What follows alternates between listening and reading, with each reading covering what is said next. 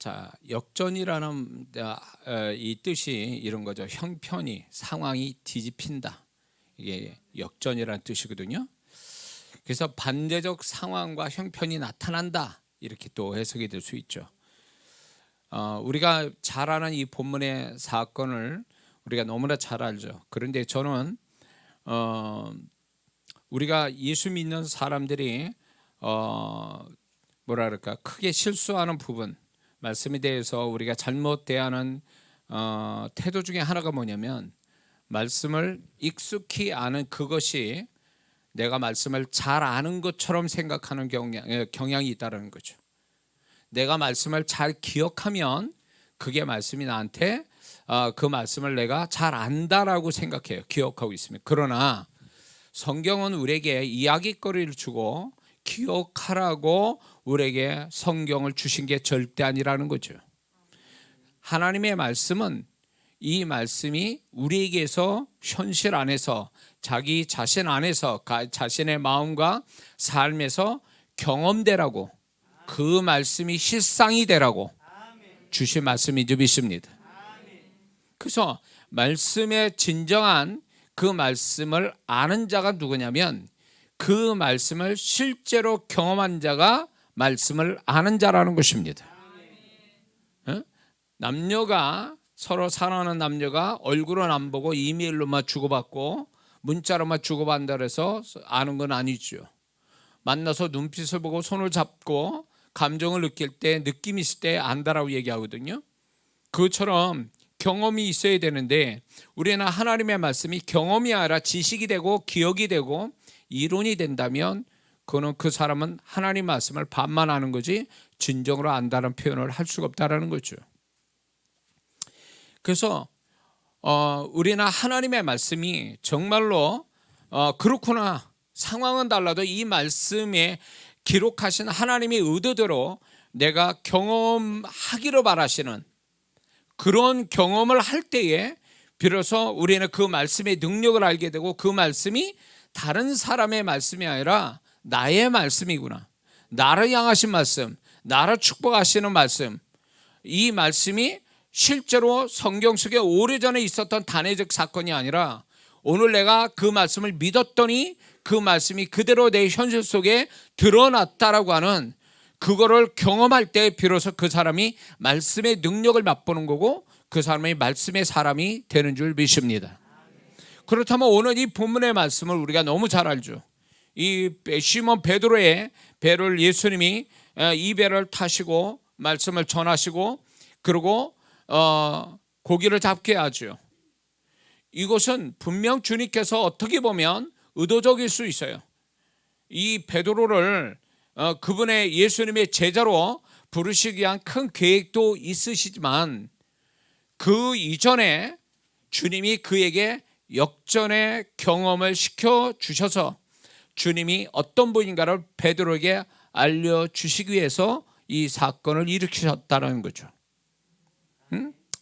역전을 경험시키는 거죠. 그래서 주님은 내가 너의 역전의 하나님이야, 내가 역전의 주님이야, 너를 역전시키는 주님이다라는 것을 확실하게 이 베드로에게 경험시켜 주시고 싶었던 거죠.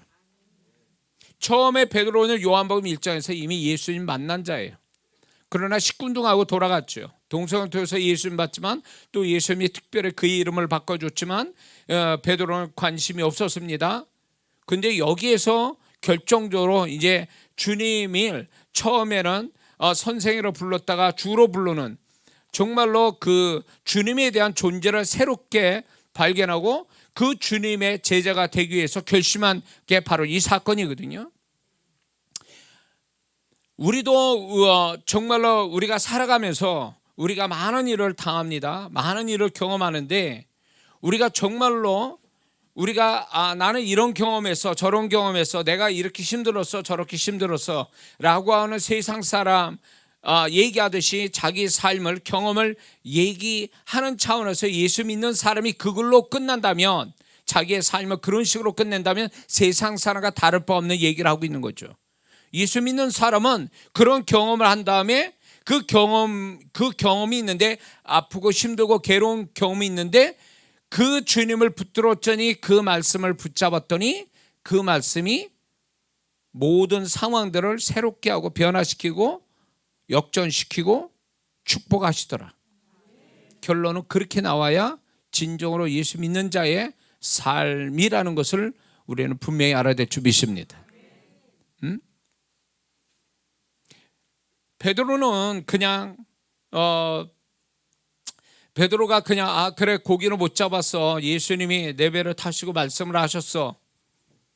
그래서 좀 힘든 하루여서 밤새도록 고기를 잡았는데 못 잡고 아침에 예수님을 정말 좀 도와드렸어. 이런 걸로 딱 끝날 수도 있는 사건이지만 예수님께서는 그렇게 끝내시지 않고 이 베드로에게 정말로 놀라운 기적을 2배 가득 배에 고기를 채우는 단 한 번으로 채우신 역사를 예수님이 그에게 베드로에게 나타나시면서 주님의 존재를 확실하게 베드로에게 보여주셨다라는 것입니다. 이것은 결국 베드로가 이제 그 주님의 존재를 확실하게 알게 된 계기가 되죠. 우리는 살아가면서 예수 믿는 사람은 살아가면서 성경에서 배워지는 지식의 주님, 이론의 어떤 지식으로 배워진 주님이 신앙의 시작이 될 겁니다. 그러나 이것이 지식으로 주님을 알고 말씀을 지식으로 이론으로 아는 그 신앙이 잘못된 건 아니에요. 그렇게 출발합니다. 근데 거기서 끝난다면 이 사람은 불행한 사람이 되는 거예요. 우리의 신앙은 결국 그 이상을 뛰어넘어서 주님의 존재가 정말로 어떤 분인가를 실제로 현재의 주님을 내 삶에서 경험하는 것. 말씀이 지식이 아니라 이거는 이 세상 모든 걸 이길 수 있는 권세 있는 능력의 말씀이라는 걸 실제로 경험하는 거죠. 말씀을 이길 것이 세상에 아무것도 없다라는 것을 하나라도 우리가 경험한다면 그 사람이 어떤 일을 만나도 말씀을 붙들고 살 수 있는, 그 말씀으로 위로받고 힘을 얻고 그 말씀으로 얼마든지 극복하고 승리할 수 있는 사람이 될 수 있는 줄 믿습니다.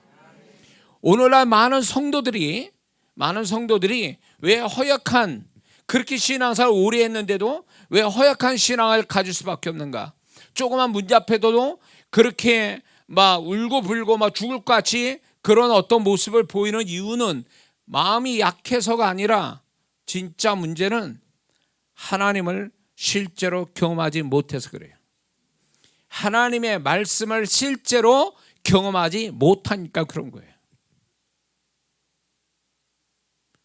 그러니까 정말로 살아계신 하나님, 성경 속에 계신 그 하나님이 정말 믿을 뿐만 아니라 실제로 경험됐다면, 그 옛날에 주님의 음성 한마디에 순종해서 역사를 본 그들 같은 한 말씀에 대한 능력을 경험했다면, 오늘 우리가 살아가는 여러 가지 문제가 있다 할지라도 그 하나님과 그분의 말씀에 의지해서 살아갈 때 다 극복이 되고 이길 수 있고, 오히려 찬양과 감사를, 오히려 믿음의 감사를 드리고 죽으면 죽을 수도 있다라고 하는 이 신앙이 나올 텐데, 다니엘의 세 친구처럼. 근데 우리가 그렇지 못하는 것은 마음이 약해서, 강하지 못해서가 아니라 하나님과 그분의 말씀을 실제로 경험하지 못한 데서 원인이 된다는 거죠.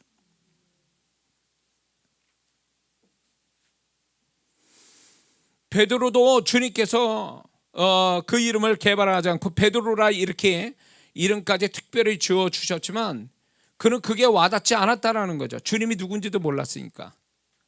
지식으로 눈에 보여진, 육신의 눈으로 보여진 그 주님은 별로 그렇게 매력적이지 못했다라는 거죠.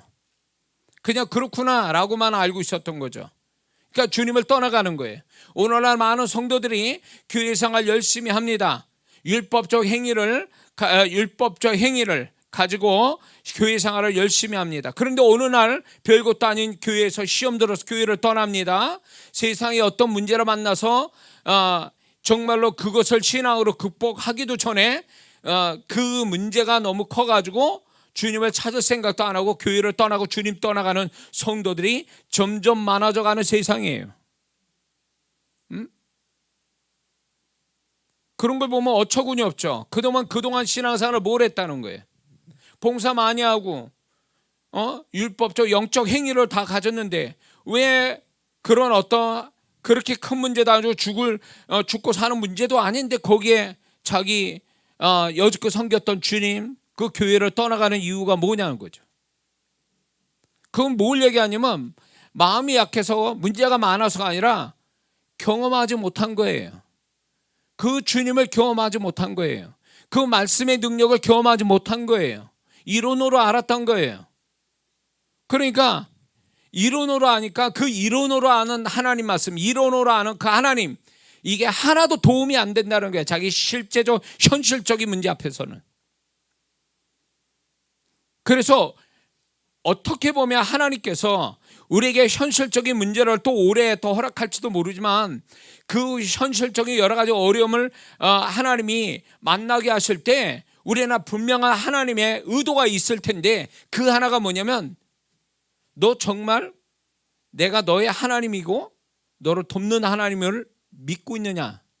정말 그걸 믿고 있어? 내가 약속한 그 말씀을 정말 믿고 있니? 라고 하는 도전. 어떠면 그거를 정말로 우리가 그 질문을 우리에게 강한 질문을 우리에게 하시는 거라고 봐야 됩니다. 그럴 때 그것을 정말로 이런 어떤 어려움도 극복할 수 있는 하나님, 나는 그 하나님을 믿습니다. 그 말씀을 믿습니다. 그래서 그 말씀을 붙잡고 정말 문제는 놔두고 그분의 말씀, 그분 존재를 붙들고 이겨보려고 한다면 그 사람은 정말로 그게 살아있는 신앙이고 그 사람의 기적을 보는 사람이 될 줄 믿습니다. 그래서 어쩌면 오늘 우리가 살아가는 세대가 어쩌면 또 올해 우리가 살아가면서 하나님이 좋은 일도 주시겠지만 그렇지 않는 일을 허락하실 때는 내가 정말 내 신앙이 어느 수준까지 가 있는가를 스스로 알게끔 하시기 위해서 허락된 일들이라고 봐야 됩니다. 그래서 우리가 가짜 신앙, 거품 신앙 이런 것들을 다 걷어내시기 위해서 하나님은 우리에게 여러 가지 어려움들을 허락하신 줄 믿습니다. 그래서 그 하나님은 우리가 경험된 신앙을 갖기를 원하세요. 경험된 신앙, 이론의 신앙, 지식의 신앙 이것이 아니라 경험된 신앙, 그분의 존재와 그분의 말씀을 경험하는 신앙. 베드로에게 이 사건이 없었으면 어쩔 뻔했을까요? 어쩌면 예수님의 제자 되기는 어렵지 않았겠나라고 생각이 듭니다. 그분의 존재를 경험하니까 그는 다 버리고 주님을 따를 수 있는 용기가 있었다라는 거죠. 우리가 오늘날 우리에게 이런 신앙이 너무 필요하다는 거죠. 주님을 경험하는 것이 너무 강렬하다 보니까 그게 너무 크게 보이니까 나머지 거는 아무것도 안 보이는 거예요. 베드로에 있어서 처자식 생업은 절대적인 거 아닌 거예요? 절대적인 거잖아요.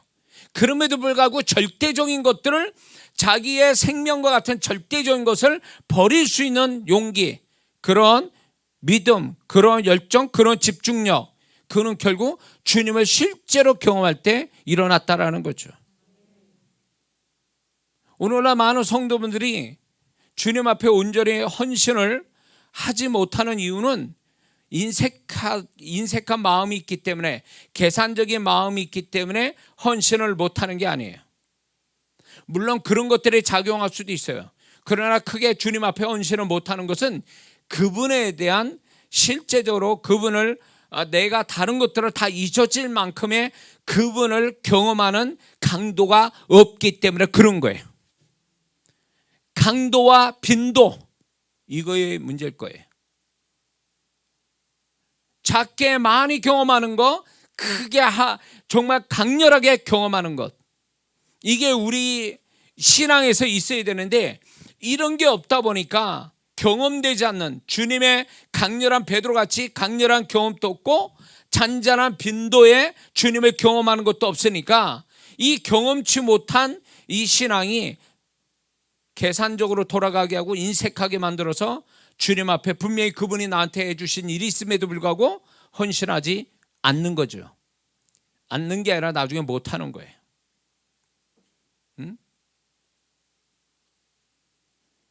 제가 목회를 하면서 성도분들을 말씀으로 가르치고 그렇게 열심으로 관심 가져주고 사랑 베풀고 기도해주고 말씀을 주어도 나중에는 그 성도가 직분까지 받고 그렇지만 그 성도가 정말 주님 앞에서 보란 듯이 죄악을 범하는 그 모습을 제가 듣고 목격하면서 목회자로서 굉장히 제가 충격을 받고 그리고 좌절감을 갖게 됐어요. 무력감을 갖게 됐어요. 그래서 화가 났어요. 내가 이 사람들이 정말 목사가 이 정도까지 해줬는데 왜 이렇게 나오지? 그렇다고 그분이 정말 악한 것도 아니에요. 근데 그 긴 시간 동안 목사가 그렇게 쓸고 닦고 해주고 정말 관심과 사랑을 주고 말씀 주고 기도해주고 아무리 그래도 나중에는 정말 주님 앞에서 뻔뻔스럽게 말씀을 고의적으로 범해가면서 정말로 내가 볼 때 그렇다고 해서 그분이 그런 죄를 짓고도 회개하냐? 회개도 안 해요. 제가 그걸 목격하고 나서 목사로서 너무 내가 이 좌절감이 생겨서 한동안 힘들었어요. 그러면서 그 성도에 대해서 분노가 일어나는데 한편 시간이 또 지나가 보니까 저 성도의 문제만은 아닌 것 같다는 생각 들은 거예요.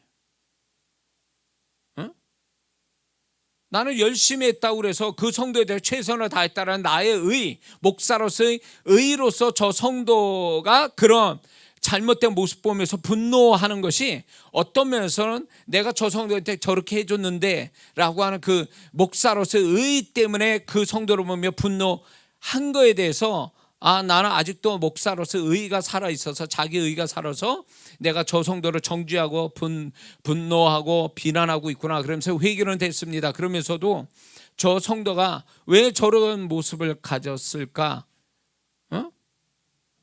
그러면 과연 영혼을 섬긴다는 게 도대체 뭘까? 이 생각을 하게 된 거예요. 그랬을 때 제가 치명적인 게 뭐였냐면 그때 목회 초반이었거든요. 제가 목회 속에서 주님을 경험하지 않는 목회라고 있었다는 걸 제가 발견했어요. 저 개인적인 신앙 속에 목사로서 목회를 하는 가운데에 주님을 경험하면서 목회를 하고 개인적으로 주님과 소통하면서 주님을 경험하고 또 말씀을 나름대로 지키면서 그 말씀의 능력도 경험하는 목사로서 목회를 해야 되는데 나는 그냥 이론뿐이었던 거죠. 목사의 신분을 가지고 예배 드리고 기도해주고 신방해주고 난 이게 최선이라고 본 거죠. 그러니까 목사 자신도 경험하지 못한 목회 안에서 나를 향하신 주님을 경험하지 못하고 목사로서 지식으로 성경을 가르치지만 목사 자신이 말씀의 능력을 경험하지 못한 채 성도들을 나는 잘 가르친다라고 해서 그렇게 했지만 그것이 성도들한테 이론이 됐고 지식이 됐던 거예요. 그러니까 나도 잘 믿어지지 않는 말씀, 이론과 지식으로 무장된 목사로서 가르치는 데만 능숙하고 주님의 존재, 현재 함께 하시는 목회 속에 함께 하시는 주님을 내가 경험해서 그 주님을 얘기해주고 그 주님을 배우게 하고 그 주님을 경험시켜야 될 목사가 주님에 대해서 과거의 성경 속에 있는 주님만 이론으로 얘기하고 있는 내 모습을 발견한 거죠. 그러면서 그 성도가 주님 앞에 뻔뻔스럽게 아주 고의적으로 범죄하는 그 모습은 내 문제다. 내 탓이다. 저 성도가 저러는 거는. 내가 주님을 그 말씀을 경험하지 못한데 어떻게 저 성도를 주님을 경험시키고 말씀을 경험시켰겠느냐는 거죠. 내가 이론을 가르치는 성도를 이론으로만 가르쳐 놓으니까 저 성도가 세월만 갔지 신앙의 기술자만 됐지 영적 행위에 익숙한 자만 됐지 진짜로 주님으로 인해서 변화받고 주님 앞에 더 나아진 존재와 더 나아진 주님과의 관계, 말씀에 붙잡혀 말씀에 절대 순종하는 사람이 아니었다라는 거예요. 결국은 저의 죄죠 뭐. 그러니까 목사로서 저의 어떤 신앙 고백이, 목사로서 목회를 내가 잘못했구나, 목회라는 게 주님께서 그 충격을 저에게 경험시키면서 그렇게 얘기하시는 것 같아요. 그렇게 말씀은 안 하시지만 너 목회 잘못하고 있어 너. 응? 목회가 이론이냐? 내가 너의 이론의 대상이냐? 말씀이 이론이냐? 지식의 대상이냐? 그러면서 나도 경험하지도 못한 신앙을 성도들이 경험하라고 하니 내가 경험되지 않는 신앙을 어떻게 성도들에게 경험시켰냐는 거죠. 경험되지 않으니까 머릿속에 들어와 있는 신앙이다 보니까 머리로는 이해가 되고 지식은 있고 기억은 되는데 실제로 그의 삶에 변화는 없고 주님이 없고 말씀의 능력도 없고 순종도 없는 거죠. 그러면서 교회만 나오면 신앙생활 잘한다 라고 스스로 목사가 그렇게 착각한 거죠. 제가 교회만 열심히 봉사하고 교회 열심히 예배 나오면 신앙생활 잘하는 성도. 근데 주님은 그렇게 보신 게 아니에요. 교회만 열심히 다닐 뿐 너 교회 바깥에 나가서 그 성도가 뭐 하는지 아냐? 교회만 다니는 거예요. 그 성도는 교회 바깥에서 세상 사람같이 사는 거를 나는 몰랐던 거예요. 근데 목사는 까막눈이 돼버린 거예요. 그 성도가 교회만 잘 나오면 신앙생활 잘한 걸로 착각하고 있었던 거죠. 근데 진정한 신앙의 모습은 어디서 나와야 되냐면 교회 문 밖에 나가서 세상 사람 앞에서 내가 예수 믿는 사람이라는 진정한 모습을 보일 때 그게 신앙생활을 잘한 모습이거든요. 신앙생활이 교회 생활이 아니에요. 교회에 제가 계속 강조하는데 우리는 신앙생활을 교회 생활로 착각해요. 교회 생활은 교회 생활이고 신앙생활 안에 일부분이 교회 생활이에요. 그러면 신앙생활은 뭐냐? 교회가 있든 없든 상관없이 내가 살아계신 주님, 세상 끝날 때까지 나와 함께 하시는 주님, 말씀에 지배받고 살아야 될 나, 이거를 교회 바깥에서 내가 개인적으로 경험하며 사는 것, 그 주님과 그 말씀과 친밀하고 깊게 관계를 가지고 그거를 경험하고 사는 것, 그게 신앙생활이라는 거예요. 그러니까 가만히 보니까 나도 신앙생활을 신앙생활한 게 아니라 목사로서 교회생활한 거예요. 목사로서 직무를 끝내면 나도 어떤 면에서 보면 성도보다도 못한 내 모습이 있거든요. 부끄러운 내 모습이 있어요. 이중적인 내 모습이 있어요. 얼마나 부끄러운지 몰라요. 그러니 성도는 더 할 거 아니냐 말이에요. 세상과 함께 더불어 살아가는데 세상을 이기고 세상에서 빛과 소금이 되고 그리스도인다운 정체성을 드러내야 될 예수님의 그 성도를요, 교회에서 단단히 훈련시켜서 세상에서 빛되고 소금되게 만들어줘야 될 목사가 교회만 나와주는 거, 봉사하는 것만 그게 신앙생활 잘한 걸로 착각하고 칭찬했으니 그거를 여지없이 깬 게 그거예요. 그 성도가 주일날 정말로 주님 앞에 그렇게 하면 안 되는 죄악을 범하고 그것도 죄책감 없이, 그걸 제가 보면서 잘못했구나. 목사로서 정말 잘 가르치지 못한 게 문제가 아니라 잘 가르쳤죠. 말씀을 정확하게 가르쳤어요. 근데 문제는 뭐냐면 가르침 속에 목사의 경험이 나가야 되는데 이론만 가르친 거예요. 그러니까 성도는 이론만 가지고 나름대로 교회만 다니니까 잘한 걸로 스스로 또 착각한 거죠. 교회 문밖만 나가면 부끄러운 모습을 가졌는데도 교회만 잘 다니면 그게 신앙사 잘한 걸로 스스로 그렇게 착각하는 거죠. 왜 이 얘기를 하는지 모르겠네 진짜. 이게 아닌데. 아, 참.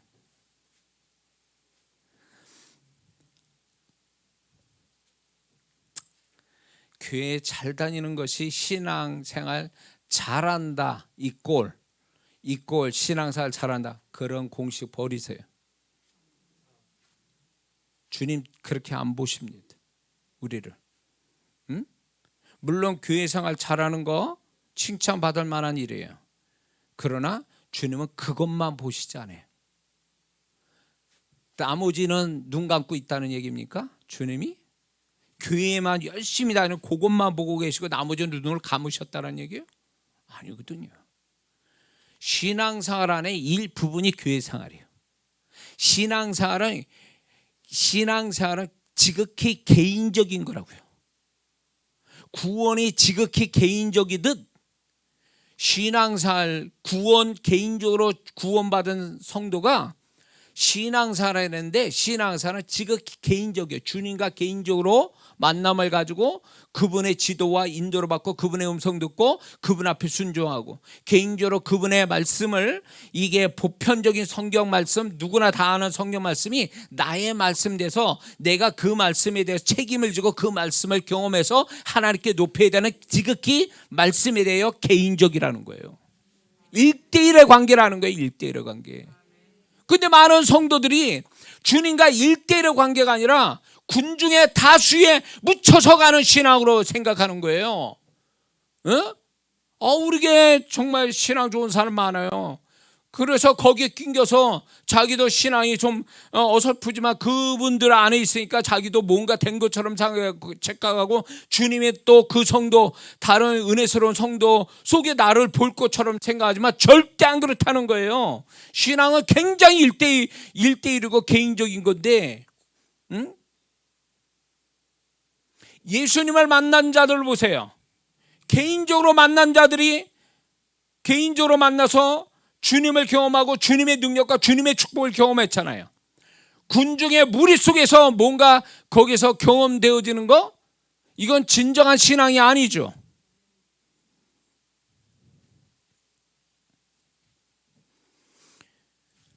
그래서 오늘날 많은 성도분들이 교회 생활에 너무 교회 생활 하지 말라는 얘기가 아니에요. 교회 생활이 있고 신앙생활이 돼버려가지고 교회만 잘하면 된다, 교회 생활만 잘하면 되고 교회 문 밖에 나가서는 세상 사나같이 살아도 그게 교회 생활한 것, 그걸로 인해서 까부치고 그걸로 죄책감을 덜 갖는 것처럼 생각하면 큰일 난다는 거죠. 진짜 신앙생활은 교회 문 밖에서 시작이 되는 거예요. 세상 사람 속에서, 세상 조직 속에서 전투적으로 그냥 투쟁하듯이 신앙사라고 그 속에서 주님을 찾고 주님의 도우심 받고 주님의 음성 듣고 주님의 인도를 받고 주님의 예비하심을 경험하고 주님의 능력을 통해서 다시금 정말로 내가 이기는 신앙, 담대한 세상 사람께 담대하게 드러나는 신앙, 이런 걸 가져야 그게 신앙생활인 거지. 그게 없는데 그게 무슨 신앙? 그 사람은 이게 없다면 그 사람은 교회 생활한다고 얘기를 해야지 신앙생활 한다는 말을 하면 안 되는 거예요. 그거는 신앙생활과 교회 생활은 명백히 달라요. 오늘 우리가 신앙의 문제는 바로 그거죠. 경험되지 않는 신앙. 베드로는 경험하지 못했기 때문에, 주님이 누구신지를 경험하지 못하니까 첫 번째 주님을 보고도 그냥 제 갈 길로 간 거예요. 개인적으로 경험이 없으니까. 근데 이거는 지금 베드로가 오늘 이 본문에서는 주님을 개인적으로 경험하잖아요. 개인적으로 주님을 경험할 때 비로소 그 사람이 주님과의 확실한 일대일의 관계가 성립이 되고, 구원 다음에 어떤 인격적인 관계가 성립이 되고, 주님과의 어떤 개인적인 관계가 이루어지면은 그 속에서 주님은 우리에게 더 가까이 오셔서 그분을 계시해주고 그분의 음성이 더 들어오게 되고 그분의 마음이 부어지고 그분의 이끄심이 더 세밀해질 텐데, 우리는 이런 걸 경험하지 못한 채 신앙생활을 하는 거예요. 다른 성도의 경험을 자기 경험인 것처럼 생각하는 성도도 있어요. 자기는 하나도 경험되지 않으면서.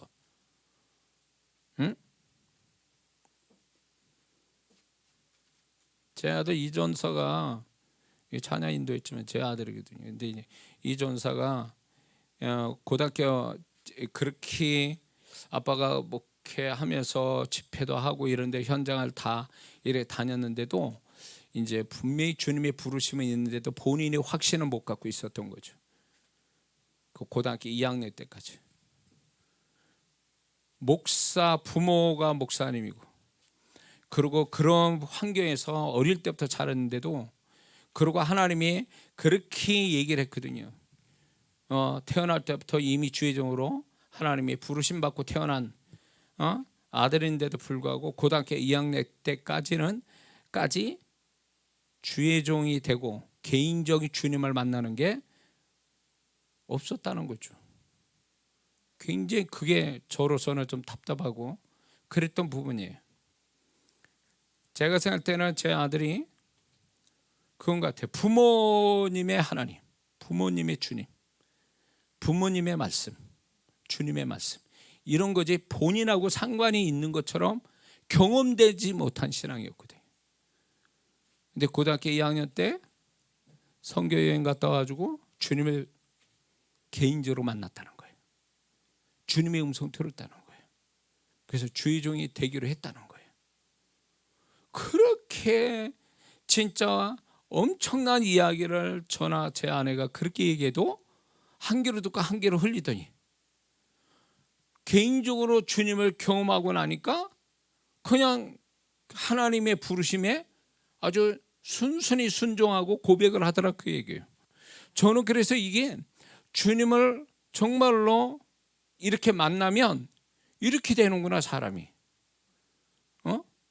그래서 아무리 제가 그렇게 얘기하고 그렇게 해도 제 아들은 그 아빠의 하나님, 아빠의 주님인 거예요. 이론으로만 알고 있는 거죠. 개인적으로 경험하지 못하니까 확신을 못 갖는 거예요. 응?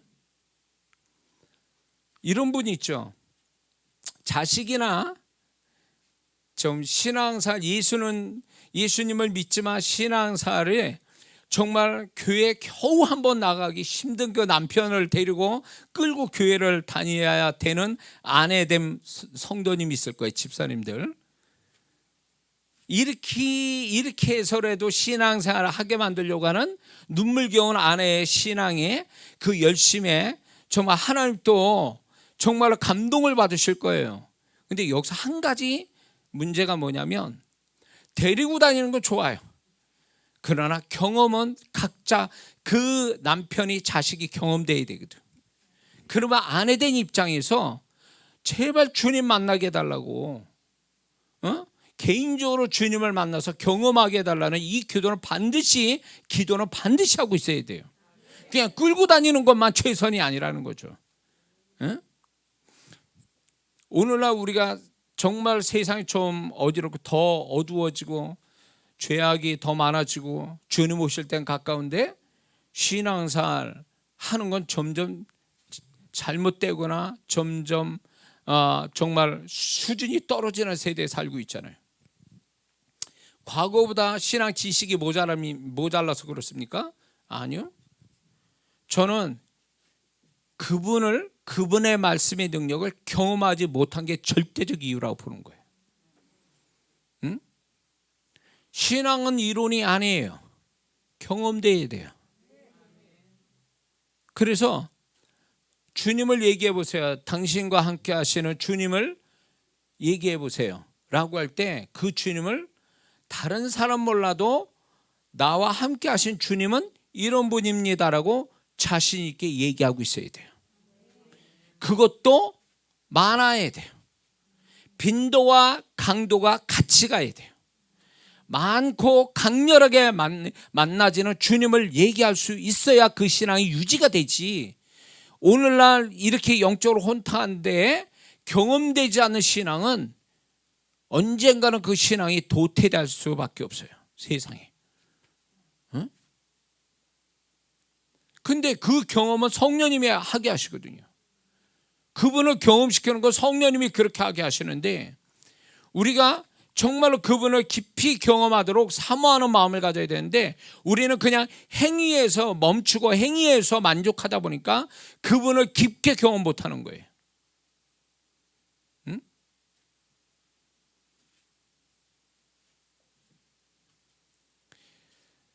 그래서 주님께서 다시 본문으로 돌아와서 베드로를 정말로 주님이 어떤 분인가를 베드로에게 경험시켜 주시죠. 그가 밤새도록 고기를 못 잡은 거에 대해서 한 번에 해결해 줄 수 있는, 역전시켜 줄 수 있는 주님이라는 걸 그 베드로에게 경험시켜 줍니다. 그래서 또 한 번 경험시켜줘. 요한복음 22장에 가서도 큰 물고기를 고기를 못 잡다가 153마리를 3마리를 잡게 하신 주님의 모습을 보여주면서 내가 너에게 이런 주님이야, 이걸 얘기하고 계시죠.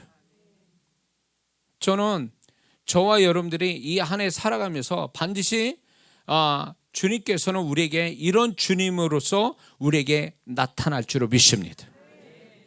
저는 이 말씀이 예언적으로 주님이 말씀해 주시기를 저 원하고 저는 그 믿음 가지고 지금 말씀을 전하는 거예요. 그래서 듣는 여러분, 또 영상으로 참여해서 듣는 여러분들이 반드시 역전시켜 주시는 그 주님을 오래 보면서 간증이 일어날 줄 믿습니다. 들을 때 역사가 일어나거든요. 예. 그래서 주님께서는 우리 모두가 작년에 어떤 일을 경험하고 2024년 올해를 넘어왔는지 알 수 없으나 분명한 것은 우리는 여전히 2024년 새로운 시간을 가졌다고 해서 모든 게 다 새로워진 건 아니잖아요. 시간만 새로워질 뿐이지 우리는 여전히 문제가 있습니다. 여러 가지 어려움도 있어. 손해보는 거 있고 어려움도 있고 여러 가지 있는데 그것들을 끌어안고 지금 2024년을 우리는 어쩔 수 없이 넘어와 있는데 반드시 주님께서는 이 베드로의 이 사건을 통해서 우리가 작년에 베드로처럼 밤새도록 그물질했지만 잡은 거 없는 헛수고 헛고생하는 일들이, 손해보는 일들이 그런 게 있다면 저는 반드시 이 말씀이 강렬하게 저한테 와닿는 것은 주님께서 이렇게 하시겠다라고 제 안에서 이 마음을 부어주시고 이 사건을 주님이 저에게 주셨기 때문에 이거는 과거에 단회적 베드로가 경험한 사건이 아니라 오늘 살아가는 2024년을 만난 우리에게 이 사건이 재현될 것을 주께서 확실히 하고 우리에게 주시는 말씀이죠. 믿습니다. 주님은 역전을 역전시켜 주시는 것을 굉장히 기뻐하시는 주님이라는 것을 우리는 잊지 말아야 될 줄 믿습니다. 또한 우리 하나님은 하나님도 역전의 하나님, 역전시키기를 기뻐하시는 하나님인 것을 예수님 통해서 우리에게 계시하고 있죠. 예수님이 이 땅에 사람으로 오셔서 우리를 위해서 죄인 되셔서 십자가에서 억울하게 죽으셨잖아요.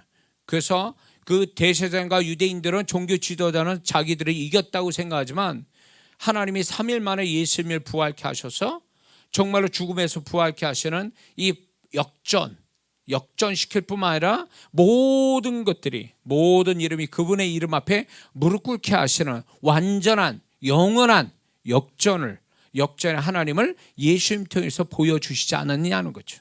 그 하나님이 바로 우리의 하나님이시고 그 주님이 우리의 주님이시라면, 이걸 믿는다면 우리가 작년에 그렇게 안 되고 베드로처럼 고생하고 힘들어도 안 된 것들이 있어서 그걸 끌어안고 어쩔 수 없이 이 한 해를 또 살아야 된다면 저는 이 말씀이 예언처럼 여러분 그분한테 이루어질 줄로 믿습니다.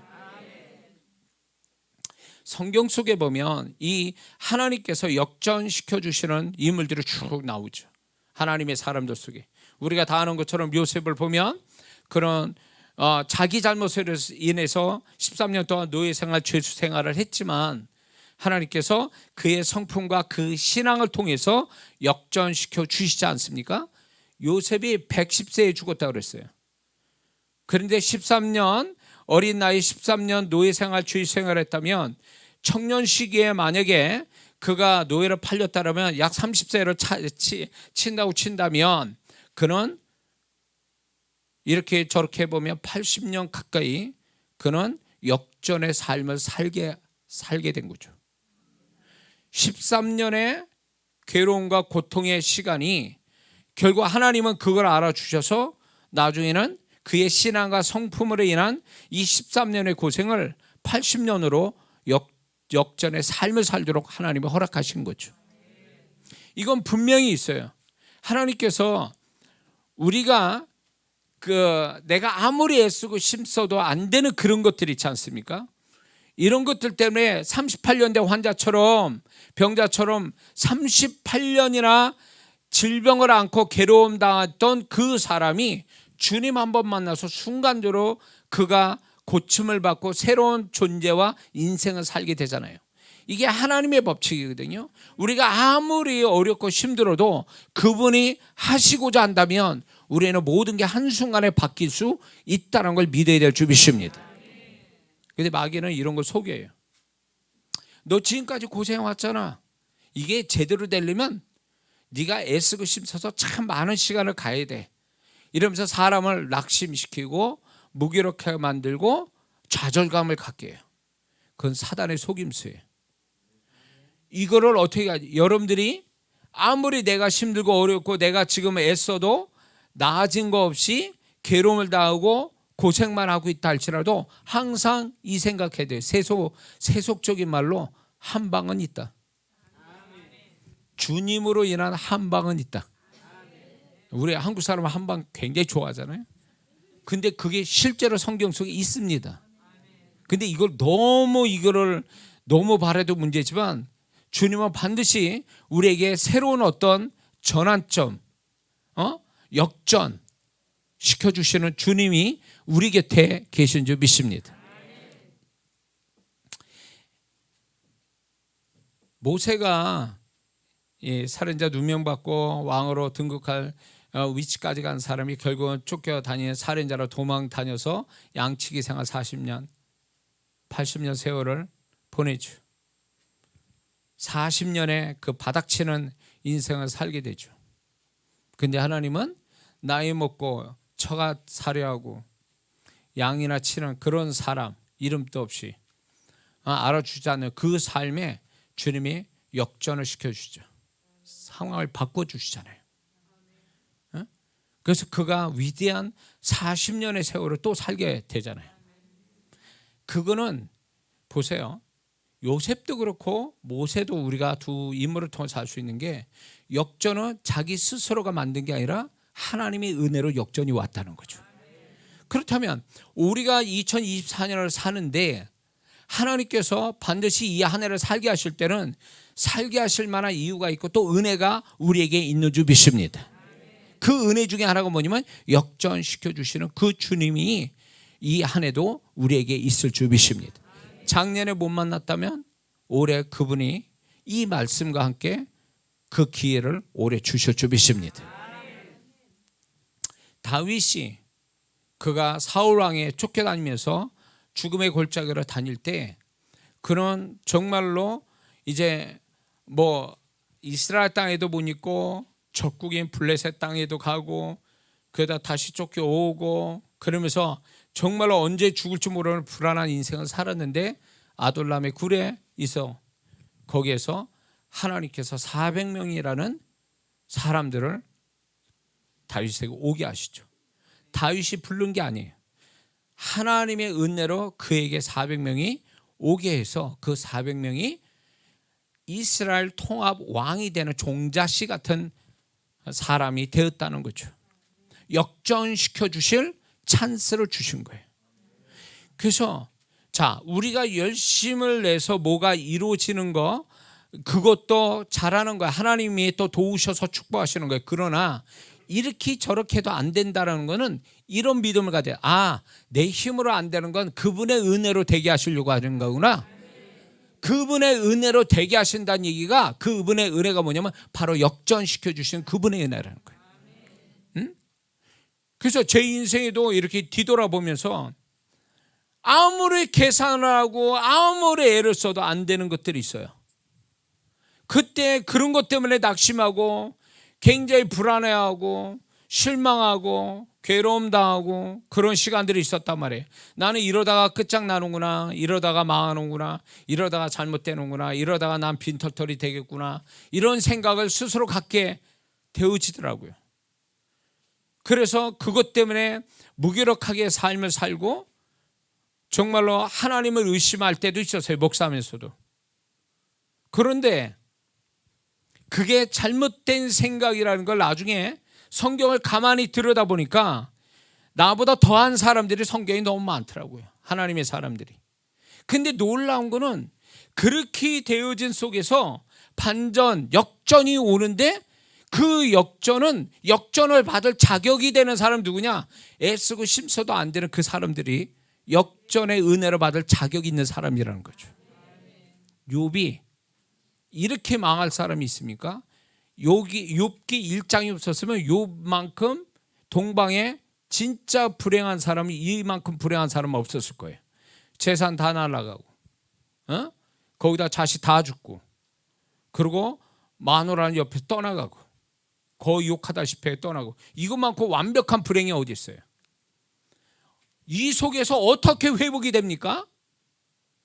거기다 자기 몸에 악창이 생겨, 이렇게 악창으로 괴로워하는 이 완벽한 이 불행에서 욥이 어떻게 그가 역전을 시킬 수 있냐고요? 안 되는 거잖아요. 근데 완벽한 불행 속에 있어서 빠져나올 수 없는 그 상태라면 그때가 바로 하나님이 역사할 시간이라는 것을 하나님의 사람의 삶 속에서 하나님을 발견시켜 주시는 거죠. 이 아베스가 부모가 어렵게, 그 엄마가 어렵게 나고 그의 인생 자체가 고통이었는데, 그게 하나님이 그 밑바닥 인생을 살았던 그가 형제보다 존귀함을 받고 그의 기도한 대로 다 하나님이 허락하시는 이 반전이 후에 오더라, 그 얘기예요. 그러니까 이렇게 저렇게도 안 된다는 얘기는 결국은 네가 손 떼라. 네가 안 되는 거는 이제 내 은혜로 되게 할 거니까 손을 떼고 너는 가만히 서서 여호와의 구원을 보라. 홍해 앞에서 어떻게 그 홍해를 건널지 모르는 그들을 향해서 모세는 하나님의 음성을 전하죠. 너희는 가만히 서서 여호와의 구원을 보라. 그러므로 여러분들이 지난 한 해에 여러분들이 아무리 애쓰고 힘써도 안 되는 걸 끌어안고 버릴 수도 없고 끌고 와서 2024년 지금 새해를 맞았다면 그게 역전시켜 주실 하나님의 은혜의 그것이라는 걸 잊지 말아야 될 주비십니다. 그래서 괴로워하지 말고 오히려 믿음으로 하나님의 사람들에게 있었던 그 역전의 은혜를 나에게도 주세요. 이게 좀 더 전진된 믿음의 모습이 아니냐, 그거예요. 낙심하면서 하나님 언제 어떻게 하실 겁니까? 막 이렇게 하나님에 대해서 의심하고 불평하고, 세월 가면 어쩌 내가 되겠지, 누가 날 도와주겠지, 이렇게 하면서 막연하게 기다리는 게 아니라, 하나님이 내 삶을 이끌어 가시는데 내가 이렇게 안 되는 거, 베드로처럼 기를 쓰고 애를 써도 안 되는 것들은 결국 성경 속에 나타난 인물들의 동일한 하나의 법칙이 있는데 역전시키는 은혜를 받은 자들이었다라는 것. 그러면 그 은혜가 나에게도 있을 수 있다라는 거죠. 성경의 인물이 나하고 별반 차이가 없는 사람이라는 거예요. 상황은 달라도 처해진 상황들은 다 똑같잖아요. 그렇게 동일한 상황은 아니더라도.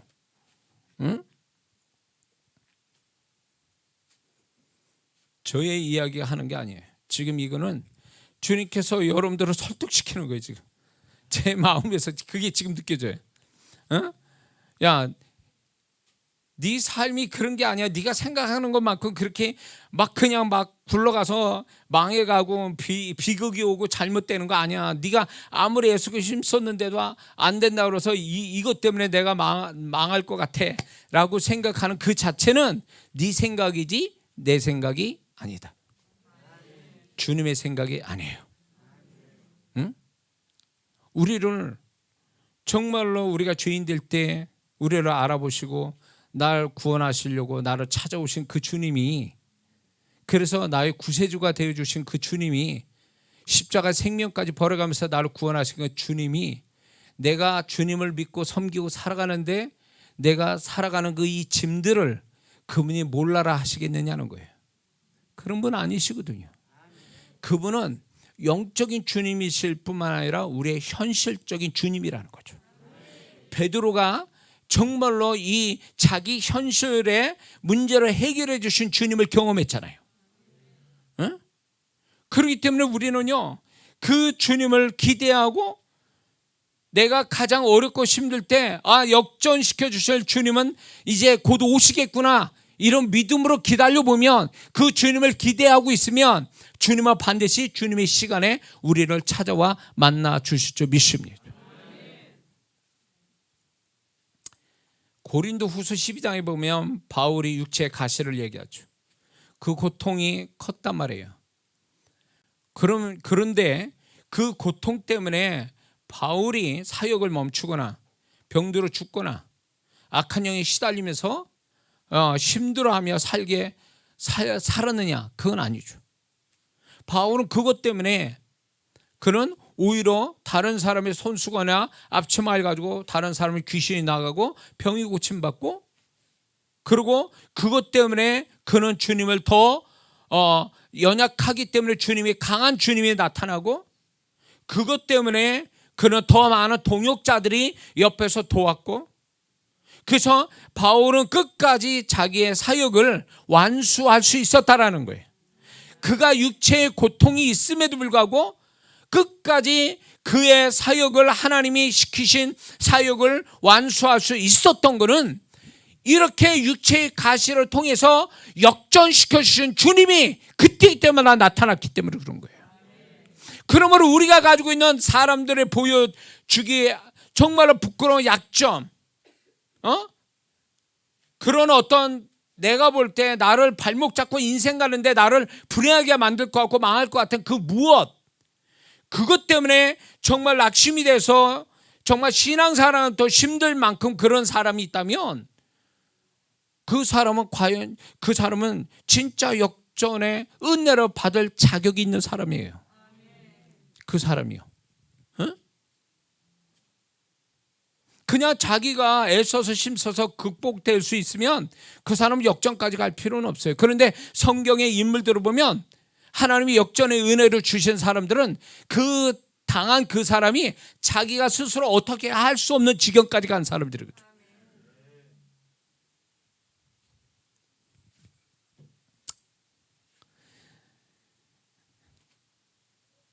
저도 세월이 이렇게 이 정도 지나고 뒤돌아보면 저는 나름대로 이 방법 저 방법 해서 모든 걸 해결하고 뚫고 나가려고 했지만 안 되는 것들이 있었거든요. 그럴 때 주님께서 처음에는 인간적인 마음 때문에 상심하고 잘 도와주시지 않는 우리 부모님을 원망하고 여러 가지 사방이 벽인 그걸 보면서 한숨 쉬고 그런 세월이 있었어요. 목사하면서도. 근데 주님은 네가 그 태도는 내가 기뻐하는 태도가 아니라는 거예요. 그러면서 주님께서는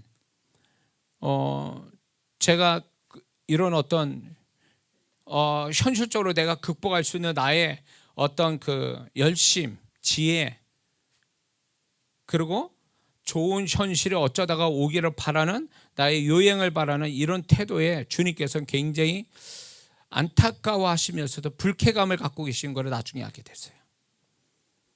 그게 아니라는 거예요. 그게 해결 방법이 아니고 너는 생각의 방향이 잘못됐다라는 거예요. 그렇게 생각해서는 안 된다라는 거예요. 그러니까 목사하면서도 성경을 보면서도 성경 속에 계신 그 주님이 알지를 못한 거예요. 그 주님이 나의 주님이시고 그 역전의 은혜를 준 그 사람의 인물들을 보면서 그들이 어떤 상황에서 역전의 은혜를 받았는가에 대해서 성경에서는 알고 있는데 그게 바로 역전의 은혜를 받은 사람이 나라는 사실을 알지를 못한 거예요. 그러니까 성경과 나하고는 완전히 분리된 것처럼 생각한 거예요. 그러니까 주님이 그거를 깨닫게 하신 거죠. 응? 야, 바로 그게 나의 역전의 은혜를 받을 성경 속에 나타난 그 인물이 바로 너요. 네가 잘나서가 아니라 네가 그런 상황에 놓였기 때문에 내가 이미 계시한 거다 그거예요. 어? 근데 저는 그게 주님을 향한 믿음이고 말씀이 이 사건이 나를 위한 거였구나. 누구를 위한 게 아니라 옛날에 과거에 그 어떤 사람의 것이 아니라 나를 위해서 기록해 놓으시고 내가 그 말씀을 통해서 위로받고 믿음 갖고 그 사건이 실상이 되라고 나에게 계시된 말씀이었구나. 목사인데도 성경을 다시 보게 됐단 말이에요. 목사인데도 말씀이 나하고 상관없는 걸로 본 거예요. 그 사람은 그 사람이고 성경은 성경이고 나는 아직 지금 내가 현실적으로 여러 가지 문제 있는데 이거하고는 별개 것이라고 생각한 거예요. 그러니까 나는 문제를 끌어안고 강단에 서서 설교할 때는 성도들한테 하나님이 이런 분입니다. 성경 속에 이런 인물들이 이런 역전에 은혜를 주시는 하나님이 그들을 만나주셨습니다. 이렇게 설교를 하는데 그 하나님이 나의 하나님인데 나는 경험 못하고 이론만 얘기하고 있는 거지. 얼마나 우스워요. 응? 그러니까 성경을 가지고 가르치기는 잘하는데 내가 그 말씀을 그 사건을 붙들어서 간증은 못하더라 이거지. 목사가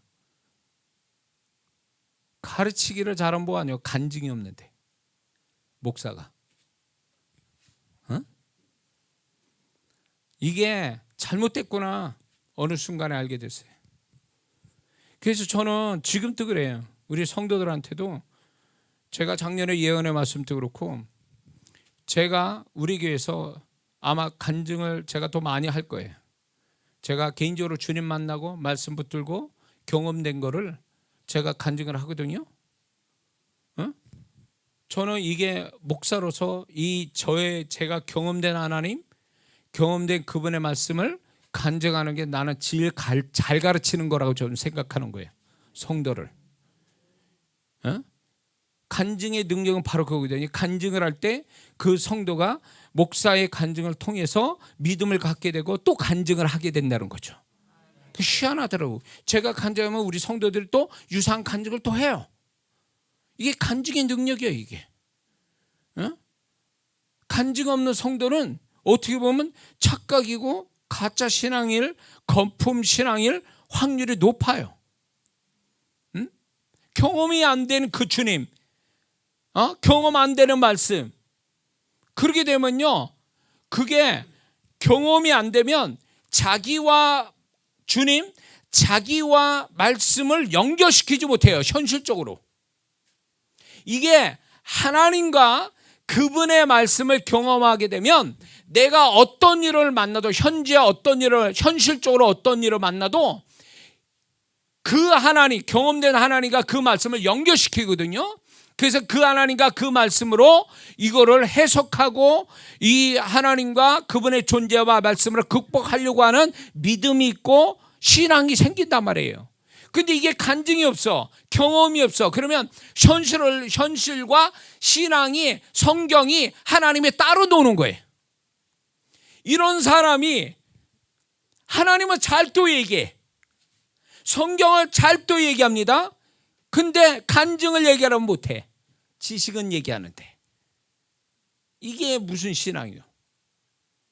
이렇게 지식을 가지고 하나님 말하고 지식을 가지고 말씀을 얘기하는 사람은요, 자기 현실에 정말 재정이나 일이나 사람이나 어떤 문제를 만날 때 이걸 대입할 수 있는 능력이 있냐? 없다라는 거예요. 대입을 못한다는 얘기예요. 속이는 거지. 자기를 속이는 거예요. 그거는 나는 신앙생활 잘한다고 얘기를 하지만 자기 현실을 하나님의 존재와 그 말씀으로 답을 못 내잖아요. 답을 내야 되는데 답을 못 내요. 따로 노는 거예요. 지식은 지식대로 하고 교회에서는 지식과 행위로 하고 있고 현실은 현실인 거예요. 자기 현실은. 그래서 자기 현실을 사람 찾아다니고 돈 끌어다니고 병원 찾아다니고 그러면서 모든 그거 믿음 없이 그걸 다 한단 말이에요. 그리고 지식을 얘기해요. 교회 와서는 행위를 얘기해. 이중적 모습 아닙니까? 하나님과 그분의 말씀을 경험한 사람은 반드시 자기 삶의 현실적인 문제도 반드시 하나님과 말씀을 대입시킨다고요. 대입할 수 있는 능력이 있어요. 왜? 그쪽으로 방향을 이렇게 그쪽을 바라볼 수 있는 능력이 있거든요. 그쪽을 바라볼 수 있는 하나님과 그분의 말씀을 바라보는 믿음이 있기 때문에 그걸 대입시킨단 말이에요. 대입시킨단 말이에요. 자기 현실에. 이해가 되세요? 그게 신앙이지. 응? 그게 신앙이지.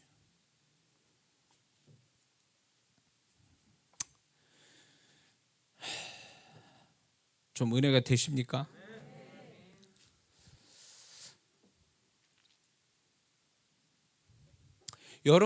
저는 이 말씀을 여러분들을 위로해 주려고 이 말씀을 준비한 게 아니에요. 절대로 아니에요. 올해 이렇게 됐으면 좋겠다라는 제 바람도 아니에요. 이거는 저는 분명히 말씀드립니다. 이 설교를 하는 저부터 올해 이 부분에 대한 간증을 제가 더 많이 할 거라고 봅니다. 왜냐하면 이 말씀은 바람으로 끝나는 게 아니라 실제로 그렇게 될 거니까. 만났으면 좋을 것이다 아니라 만난다라는 거예요. 만날 수밖에 없다라는 거예요. 만나야만 된다라는 얘기지. 그래서 이 말씀을 주님이 저한테 강하게 기름 부어 주셔서 이 말씀이 선포되고 듣는 자에게 그 말씀이 실상이 되게 하려고 제 입을 통해서 말씀하고 있는 줄 믿습니다.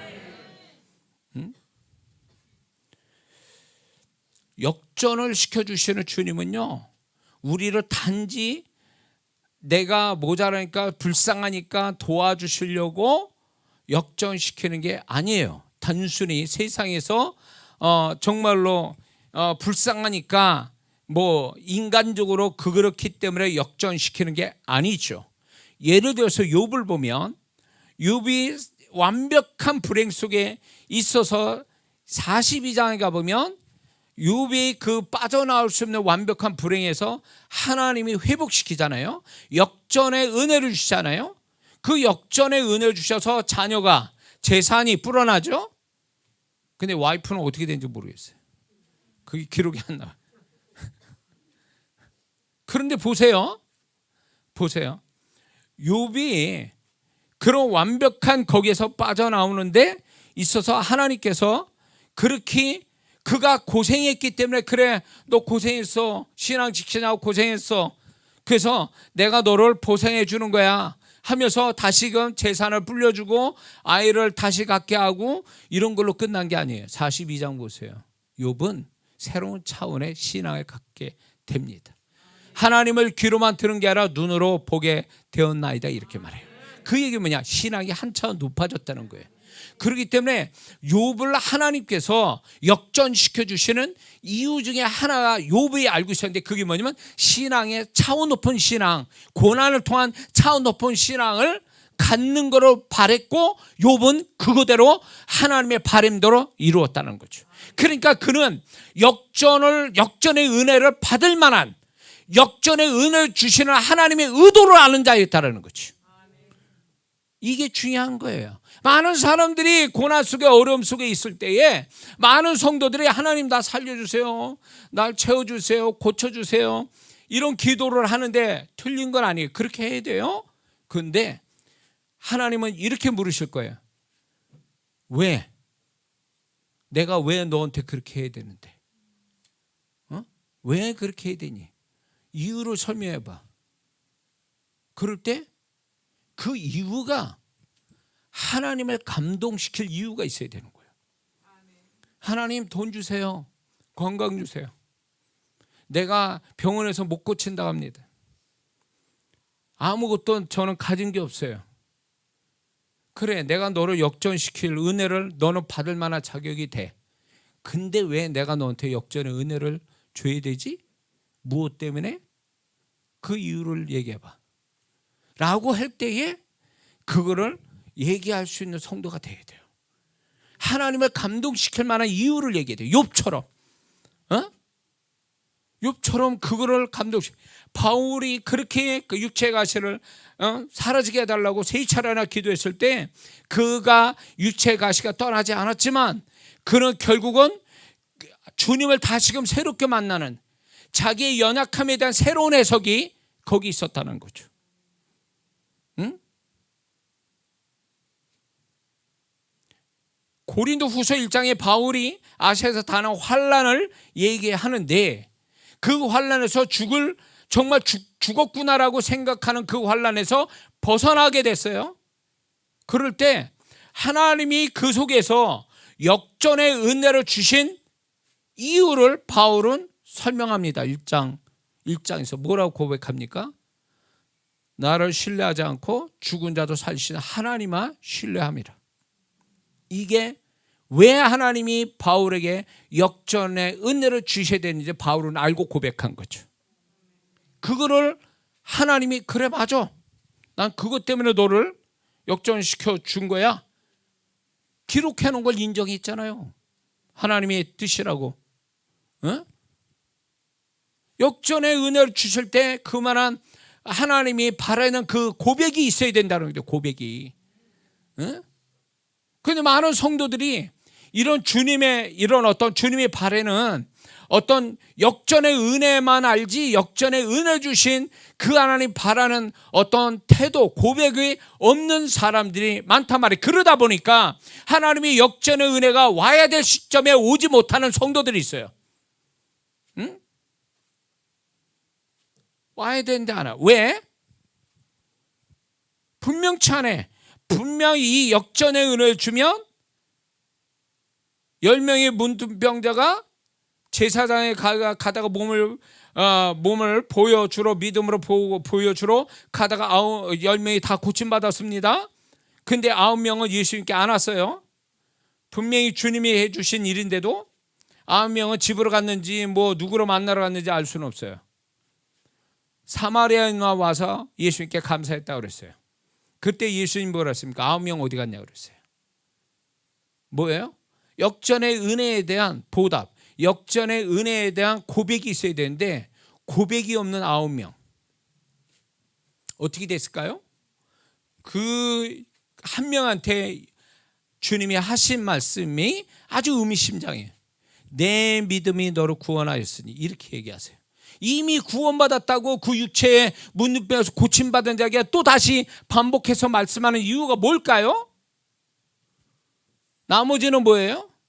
역전의 은혜를 주신 거에 대한 그거에 대한 보답이 없는 그걸로 해서 다시 돌아갔다라고 보는 거죠. 저는 왜 이거를 이해하게 되냐면 주님이 저를 통해서 하나님이 은혜를 베풀어 주시고 축복하고 기적을 경험하는 성도들이 참 많이 있었습니다. 근데 다 그렇다는 건 아니라 정말 화장실 들어갈 때 다르고 나올 때 다르다고 정말 주님이 그렇게 하셨는데도 불구하고 이런 생각 갖는 분이 있어요. 될 일이 된 거야. 응? 이거는 될 일이 될 수밖에 없는 거야. 그리고 내가 주님께 여지껏 기도했거든?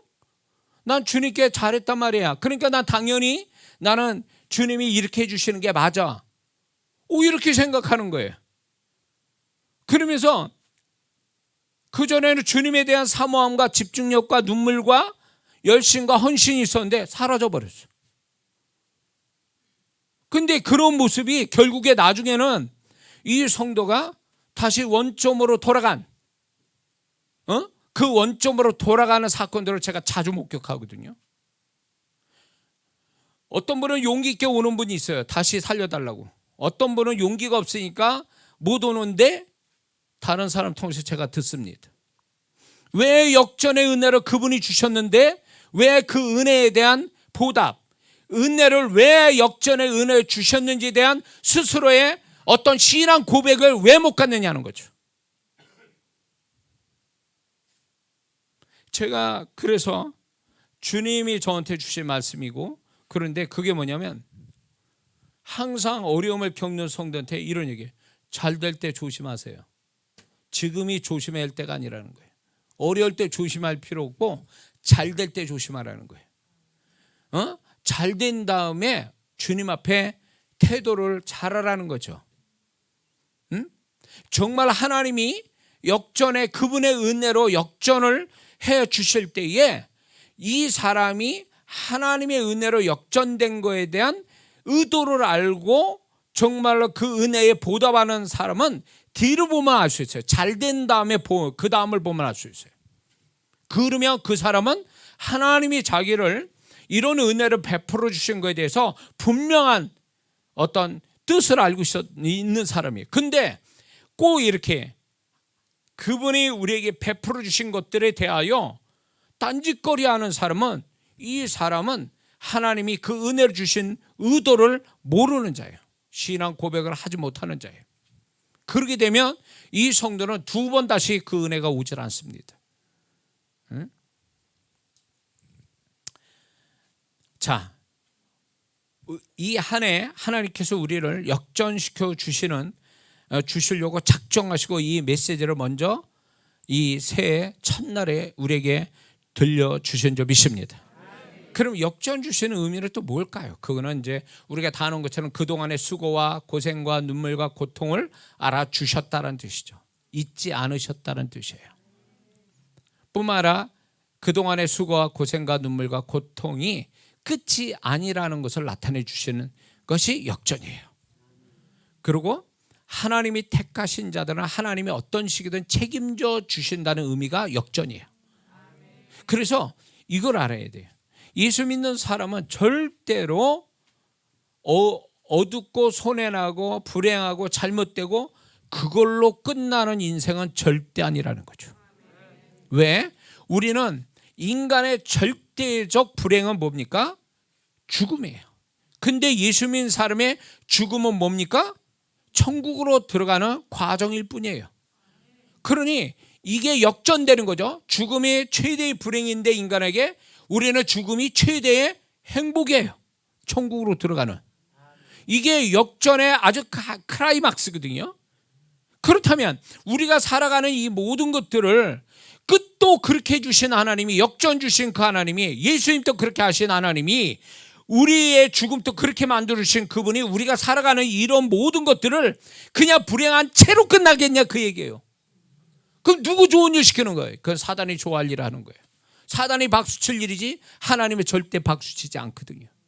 근데 왜 우리는 이거는 병원에서 안 된대, 죽을 병이래, 죽었다 깨어나도 이건 안 된대, 막 이런 것들로 인해서 우리 스스로가 역전의 은혜를 주시려는 하나님을 제한시키고 방해하고 못 오게 하시는 우리의 문제가 있단 말이에요.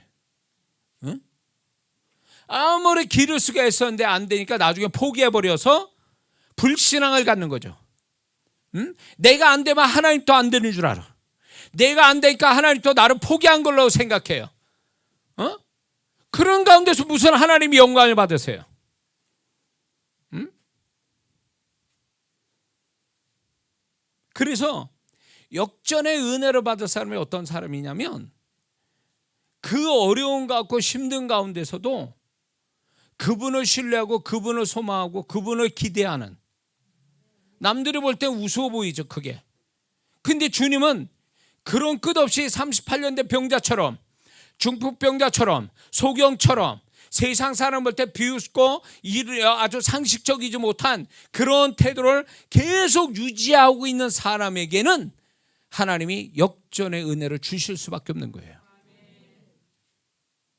여러분들이 2024년 새로운 시간을 맞이해서 이제 우리가 살아가는데, 여러분들이 혹 이 안에 살아면서 작년 또 그렇게 살아왔는데 뭐 어쩔 수 없지, 뭐 올해도 그렇게 살 수밖에 없어 라고 하면서 아예 체념하고 아주 불신앙을 갖고 아주 그렇게 안 될 줄 믿고 막 이 한 해를 시작한다면, 그 사람은 이 설교는 그 사람과 전혀 안 맞는 설교예요. 은혜 못 받습니다. 이 사람은 이 말씀에 축복 못 받습니다. 모든 것이 하나님이 얼마든지 역사할 수 있어.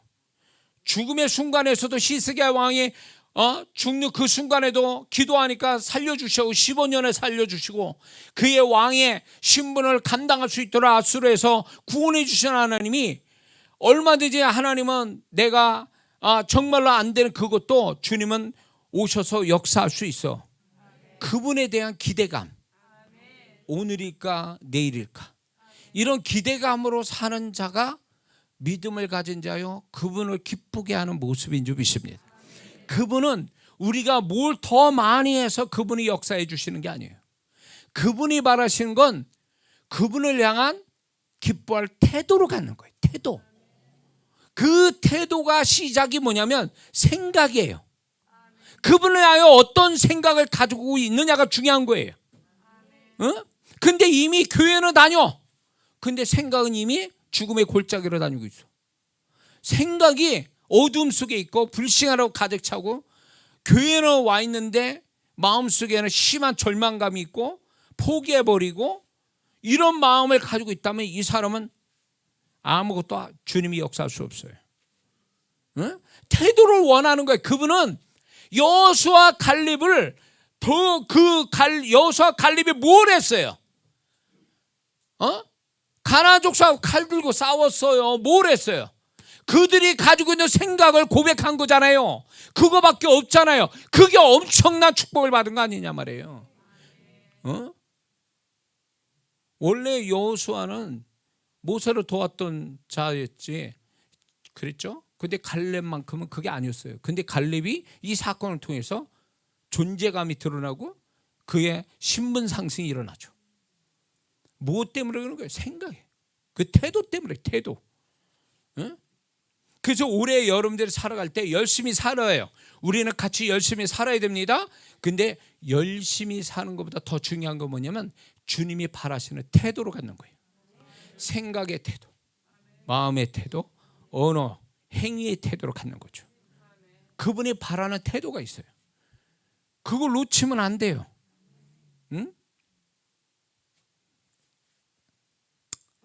그분이 우리를 역전시켜 주시려고 하는 의도는 그분이 우리 좋으신 하나님을 통해서 우리에게서 영광을 얻으시기 위함이에요. 영광을 받기 위하셔서 우리에게 그렇게 역전의 은혜를 베풀어 주신 줄 믿습니다. 또 역전의 은혜를 주시는 것은 우리를 정말로 존귀하게 만들어 주시려고 역전의 은혜를 주시는 거예요. 바울이 그 육체의 가시 때문에 자기가 낳은 복음으로 낳은 성도한테도 비웃음 받았거든요. 사도권에 대한 흔들리는 그 권위가 흔들릴 만큼이 그렇게 됐어도 하나님께서는 이 바울에 대해서 하나님이 그 다음에 다른 방향으로 그를 존귀하게 만들어 주시잖아요. 그래서 우리가 낮아져서 비웃음 당하고 수치를 당하는 걸로 우리의 존재를 끝내시는 분이 절대 아니라는 거죠. 베드로가 밤새도록 어부 출신이 고기를 잡는데 못 잡았어요. 이것만큼 수치가 어디 있어요? 이것만큼 낙심될 일이 뭐가 있냐고. 어부로서 고기를 못 잡았다는 게 얼마나 다른 어부에 대해서 얼마나 그게 비웃음거리가 될 수 있는 거예요. 근데 그걸로 끝난 게 아니었잖아요. 우리 인생은 모든 게 하나님 의지하고 하나님을 기대하고 하나님과 함께 살면 모든 게 해피엔딩으로 끝난 줄 믿습니다. 그러므로 우리가 이 한 해를 살 때에 우리가 시작은 정말 어둡게 시작하고, 정말 오늘 여기에 참석할 때 무슨 마음, 무슨 문제를 가지고 여러분들 왔는지 몰라도 시작이 너무 좋아요. 왜냐하면 하나님을 자꾸 의지하고 그분의 음성 들으려고 온 거잖아요. 그렇다면 이것이 여러분에게 어쩌면 역전의 은혜를 받을 자격 있는 성도가 되고 태도가 돼서 이 한 해 끝에 가서는 해피엔드로 끝날 줄 믿습니다.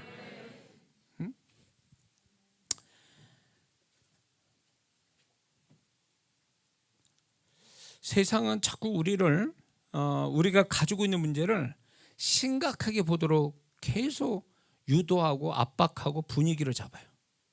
그렇죠?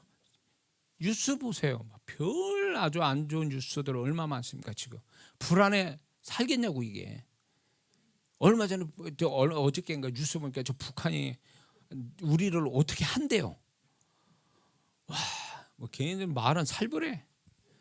예, 뭐 그렇게 할지 안 할지는 모르겠지만 갈수록 세상이 불안하게 만들어요. 사람을 심각하게 만들어요.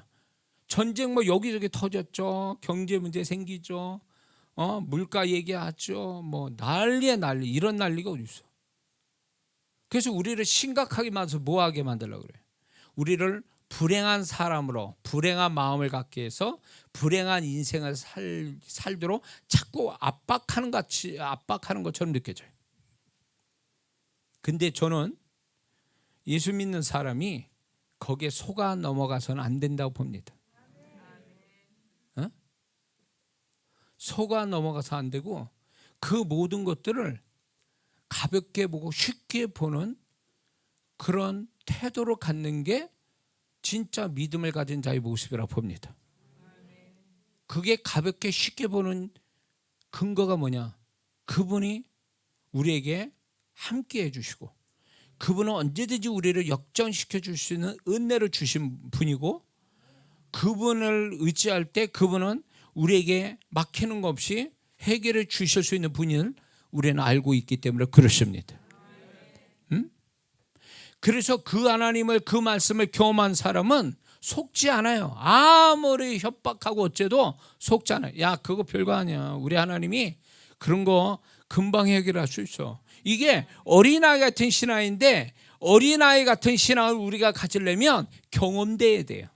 어린아이들은 순진하니까 그 액면 그대로 받아들여서 아이들의 신앙이 그냥 경험 안 해도 그 자체를 100% 다 믿으니까 그렇게 해도 그 말이 정말로 맞는 말이에요. 그러나 어른은 그게 아니야. 의식이 있기 때문에 다 못 믿거든요.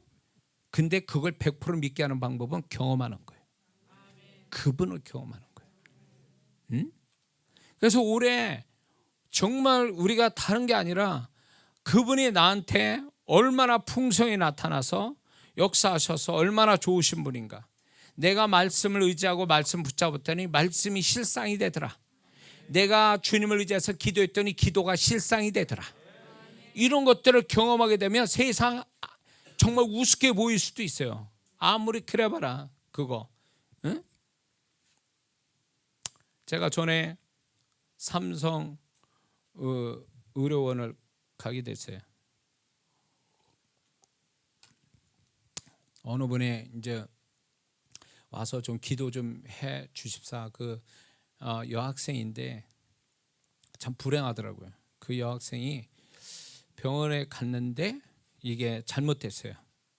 의료 사고처럼 되어졌는지 하여튼 어려움을 겪게 됐어요. 그래서 그 학생을 이렇게 봤는데 환자복이 있는데 한쪽이 거의 이쪽 하나가 없는 것처럼 보여지더라고요. 근데 그 학생이 정말 그 어린 나이에 그런 불행을 만났는데 불구하고 그 학생이 굉장히 밝아요. 그게 정말 나을 수 있을지 원상 회복이 되기는 내가 봐도 불가능한처럼 보여요. 근데도 그 학생은 굉장히 오래됐어요. 그 사건이. 근데 너무 밝고 곧 진짜 퇴원해서 정상으로 살 것처럼 보이더라고요. 어떻게 제가 저런 모습일까? 남들 보면 진짜 우울증 걸리고 막 중리산이 그럴 상황인데, 그리고 그 병실에 있는 사람들 얘기 들으니까 이 아이가 굉장히 그 신앙도 좋고 사람들한테 잘 이렇게 기쁨을 주고 그리고 신앙을 드러내고 있는 그 모습을 보면서 거기서 해답을 얻었어요.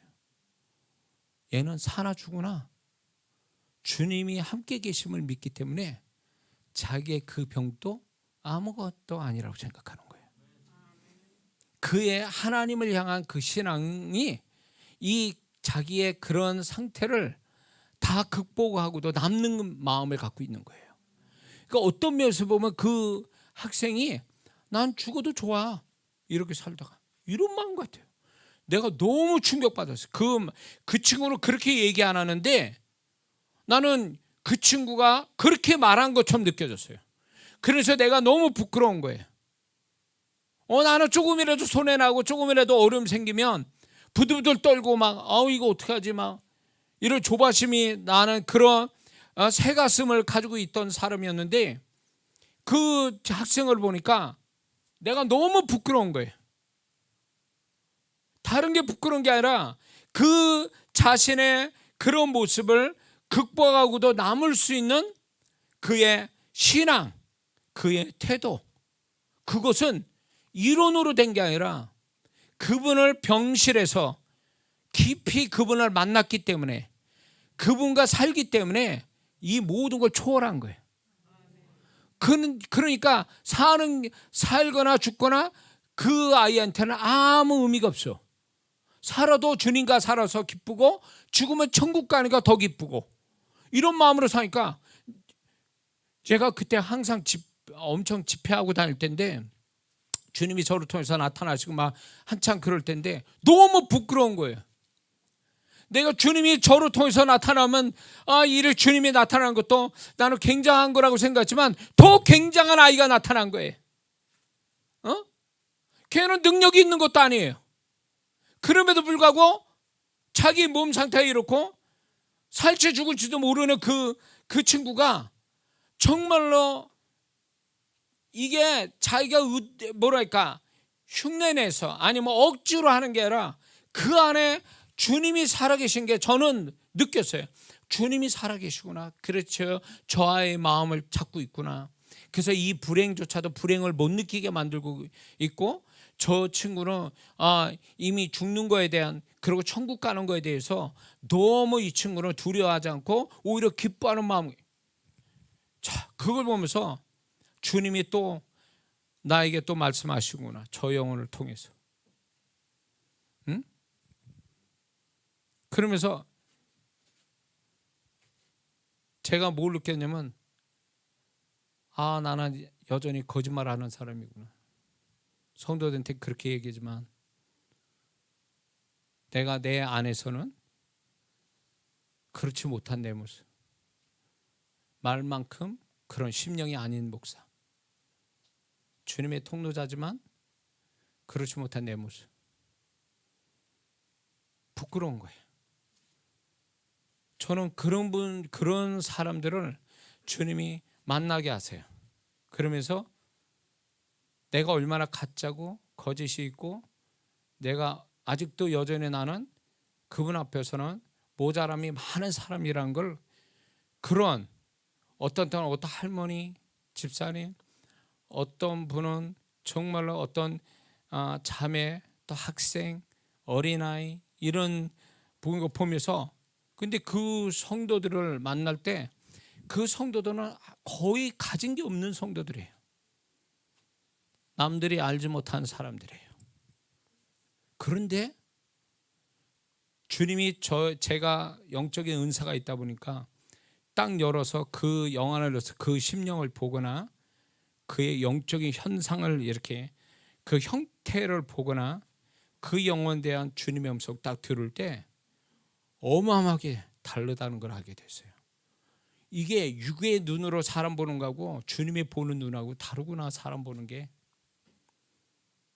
그러면서 저 영혼들은 주님께 인정받고 존귀함 받는 성도, 그런 모습에서 주님은 저한테 그렇게 얘기하는 것 같아요. 야, 너 건방 떨지 마라. 응? 저 영혼은 내 앞에서 이미 존귀함 받은 자들이다. 근데 주님이 존귀하게 여기신다는 얘기가 뭔지 아세요? 그분이 그의 영혼과 심령을 완전히 사로잡은 상태가 그의 존귀함이에요. 그 영혼의 존귀. 그러니까 그분으로 가득 차 있으니까 이게 겉으로는 세상 사람 같이 보이는데 속은 완전히 주님의 걸로 충만한 거예요. 그렇게 되니까 나는 그분들하고 비춰서 딱 보니까 나는 그분들만큼의 주님의 것이 없는 게 보이더라는 거죠. 나는 저 성도보다도 주님의 것이 모자란 사람이구나. 내게서 주님의 음성 나오고 주님의 능력이 나타난다고 자랑할 게 아니구나. 그게 통로가 된다고 해서 그게 자랑거리고 축복이 아니라 그 성도처럼, 그 자매처럼 주님으로 충만해서 그 사람께 안 보여요. 주님만 나타나. 주님의 마음만 이렇게 드러나는 그 모습 볼 때 그 사람의 영광이다라는 생각 드는 거예요. 다른 게 영광이 아니구나. 주님으로 덮임받아서 충만한 저 상태가 저 영혼의 영광이구나. 근데 나는 그만한 영광이 있는가? 아니요. 능력이 있지만 그 영광은 모자라요.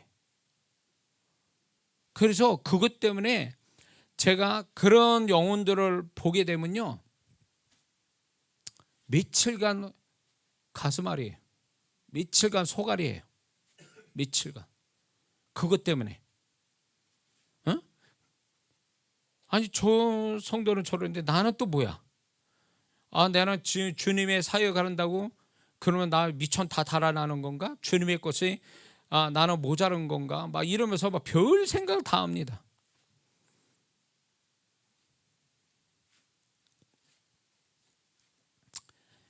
자,